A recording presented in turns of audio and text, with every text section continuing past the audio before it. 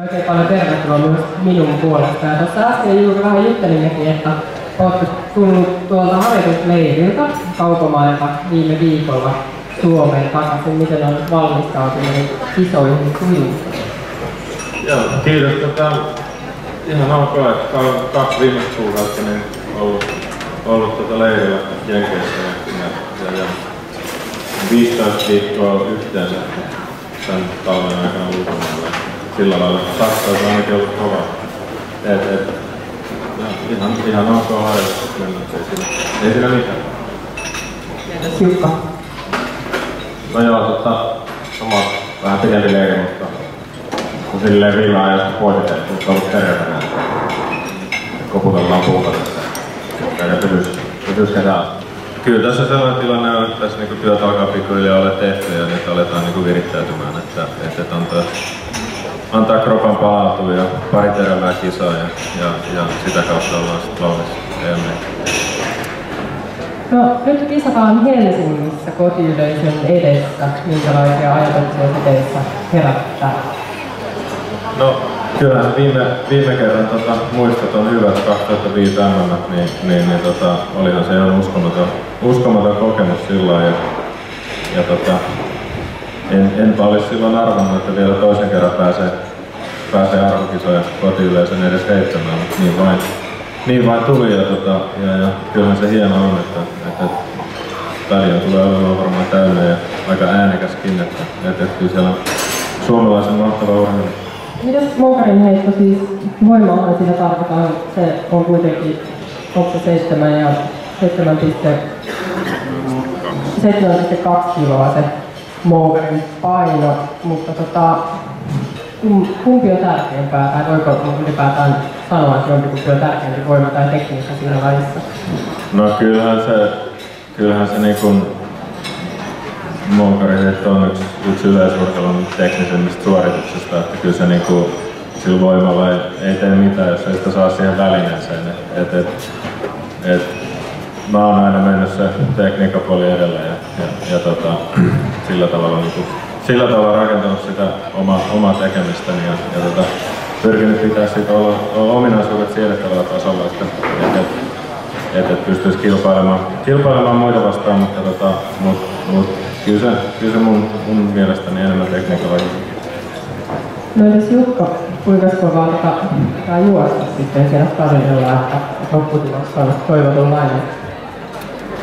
Riippuu tietysti juoksijasta, mutta meillä on kanssa kärki on varmaan lähestulkoon yhtä kova maailmassa. Ranskan pojat on 2 kappaletta saanut mitalleita niin MM kuin olympiakisoissakin. Mutta sitten taas yleinen taso on hiukan heikompi mitä olympialaisissa, että finaaliin pääsy ei vaadi niin paljon, mutta tietysti nämä arvokisan juoksut on monesti taktiikkajuoksia ja monesti hitaampivaltaisia juoksia, mutta varmaan siellä ennätyskunnossa pitää olla, että meinaa mitallista takaisin. No, Suomella on ihan samanlaisia kysymyksiä. Onko niissä vesiesteissä jotenkin eroja tarinoiden välillä, että vesi jossain kylmempää tai ei, mutta niitä tuntuu päästä sinne kotistadionille juoksemaan. Tai eihän se varsinaisesti tuon kotistadion ole, mutta kuitenkin Helsingistä Suomessa. Kyllä itse asiassa niissä on eroja, että estejuoksu on siinä mielessä erikoinen, että se voi olla sekä ulkona tai sisällä se vesiestepaikka. Ja tietysti jokainen ymmärtää sen, että se vaihtelee se kierroksen pituus silloin, että se 390 jotain vai 415 metriä. Siinä mielessä se on kyllä jotenkin henkisesti helpompi, että se on siellä sisällä, että kello se on yli kierroksella, niin sitten on alle 400 metriä maalia, eikä yli, että ei siinä oikeastaan mitään muuta eroa. No jossain vaiheessa jalat taitaa kastua, eikö se innostavaa juosta näitä piikkareita? No, siinä on semmoinen innoittava asia, että tuntuu muuten niin hirveän pahalta, että sitä ei oikeastaan sitten se on aika semmoinen pieni paha siinä vaiheessa. No nyt kun ollaan paljon välinen matkalla kysymättä, että tosiaan niin minkälaisia ajatuksia paljon herättää? No, kyllähän meikäläisen tapauksessa paljon herättää aika paljon ajatuksia, koska mun vaimon työpaikka on tuossa TFK:ssa. On täällä yrittänyt katsoa, että onko tuttuja naamoja, mutta niin tosiaan niin Heli on täällä useamman vuoden töissä, mutta olen ollut 3 vuotta melkein äitiys kautta hoitovapaalla. Ja sillä että mulla on hyvinkin kiinteät suhteet kyllä Valioon ja nämä Valion tuotteet on kyllä enemmän kuin tuttuja, voisi sanoa. No niin, mahtavaa. Voitko nimetä jotakin suosikkituotteita? No kyllähän se urheilijoilla se rahka on se, mitä kuluu aika paljon. Lempiruoka, rahka ja ananas. No oletko ehtinyt jo tutustumaan näihin meidän uusiin Profiin tuotteisiin, että sieltähän löytyy myöskin rahkaa ja jogurtteja ja sitten noita proteiinijuomia, että mitä niistä voisit sanoa? No kyllähän tää niinku hyvä tuoteryhmä on ja helpottaa sillä tavalla, että kyllä tää on kuitenkin sellainen sitä niinku mitä mä tarvitsen ja tulee näkymään kyllä meidänkin aikaa lisää varmasti. Tuleeko siellä maailmalla ikävä suomalaista maitoa? No kyllä se tulee joo, ja sitten vielä itsellä kun on niitä laktoosin kanssa vähän ongelmia välillä, niin sitten laktoosittoman löytäminen sitten tuolta maailmalta, niin se on vähän kiven takana. Täällä Suomessa se on kyllä helppoa, että hyllyssä löytyy valikoimaan, että kyllä sitä siinä mielessä tulee suomalaisia Valion maitotuotteet ikävää.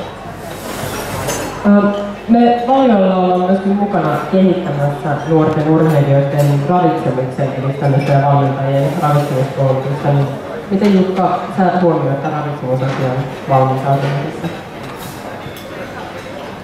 Kyllä se semmoinen yksi osatekijä on, että jos tekee muut asiat niin hyvin kuin osaa, niin sitten tietää, että sitä ravintopuoltetaan niin hunnilla. Että siinä mielessä niin haluaa syödä mahdollisimman laadukkaasti ja saa ne tarvitsemat raaka-aineet ja tommoset, mitä tarvitsee kovareina, mutta kuitenkaan silleen, että sitä ei ole mitään ylimääräistä. Onko jotain erityisiä asioita, mihin sä kiinnität huomiota tavallista? Kyllä varmaan proteiinisaanti ja hyvälaatuisen proteiinisaanti on semmoinen ehkä tärkeä. Tietysti salattia ja muutakin kuluu ihan reilusti, mutta se proteiini ja maito on aika tärkeä siinä. Mitä sun suosikki maitotuotteet? No, se kiiramaito ja sitten luomupiin. Hyvät valinnat. Ja tosiaan, oletko sä päässyt jo maistamaan näitä Profil-tuotteita? En ole kyllä näitä vielä maistanut, mutta tosiaan puhuttiin tuosta yksi yhteen suhteen proteiinihyödystä tuo alatusjuoma, niin tekee meille kyllä kokeilla.